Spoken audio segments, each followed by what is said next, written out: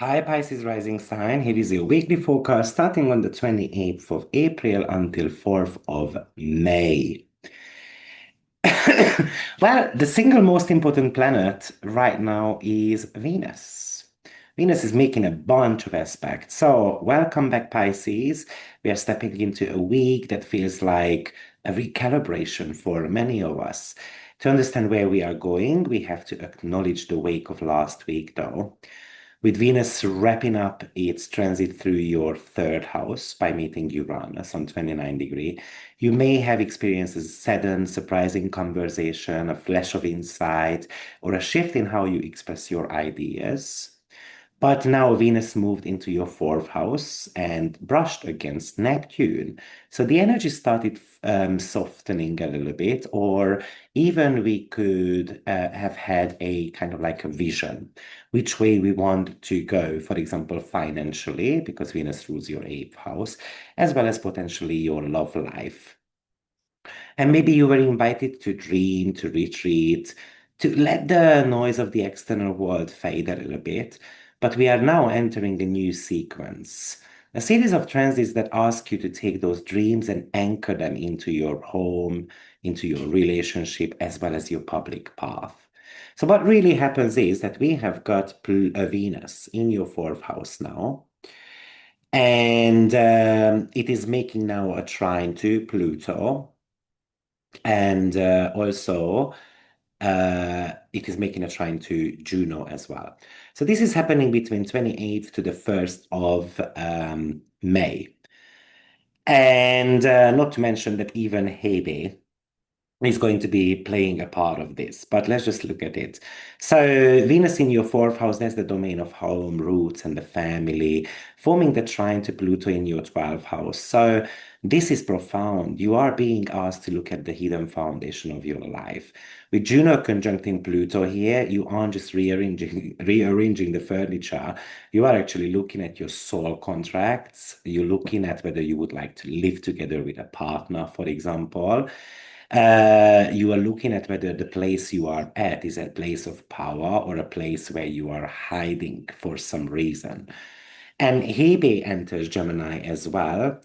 And Hebe is the archetype of youthful, helpful service. So in this house, it's about intellectual hospitality. So you might find yourself wanting to make your home a center for learning or social connections. You invite people into your home as well. You might organize a small gathering or finally tackle that home office renovation. You might get positive news about your property sales, but maybe you decide that you want to beautify the home a little bit so that it's more appealing to someone. There is, of course, an intense side with Pluto. We have to be clearing out old memories or ghosts in your living space to make room for the future. So do it right now because this is well supported. Maybe it's you can do very simple things to your family members as well, just as cooking, making a shared meal. That somehow might be giving you a bit of a rejuvenation. Now, Venus, though, squares the nodes this week as well. And Venus is still moving through your fourth house. But it feels like that your love life is coming to a decision-making point. So are we going to live together? Are we going to end this connection? Are we going to kind of like become friends? Or who is moving where? Especially if that's at the beginning of a relationship. So your South Node in your seventh house wants you to keep playing the role of the supportive partner, the one who yields, the one who adapts.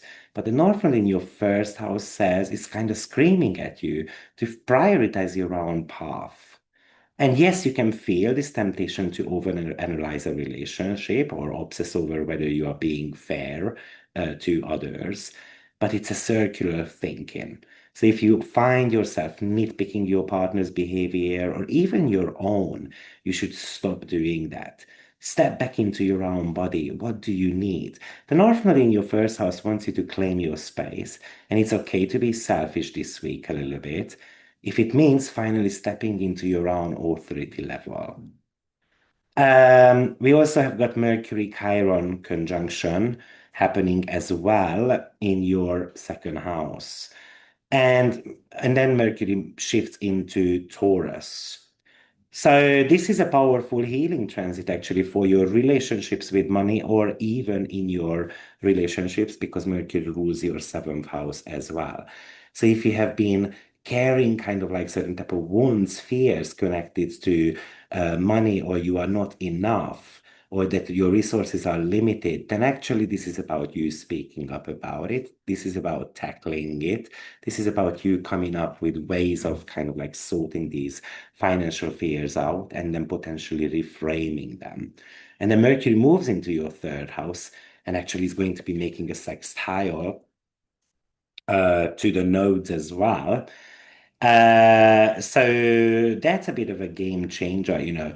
Mercury in the third house is in its own element, so you thinking becomes practical, organized, pretty sharp as well.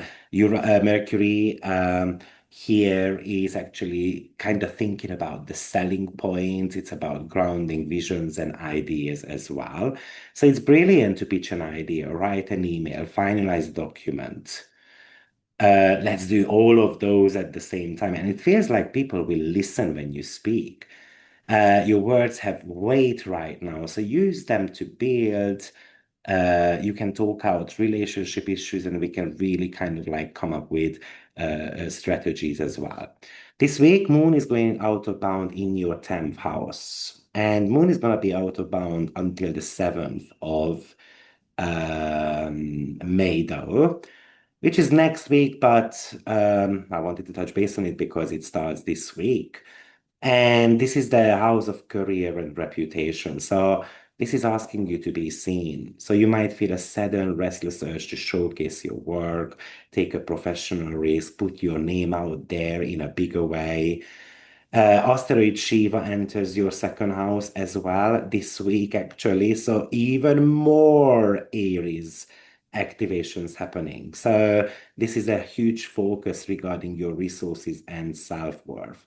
I think the moon in the 10th house makes you highly visible.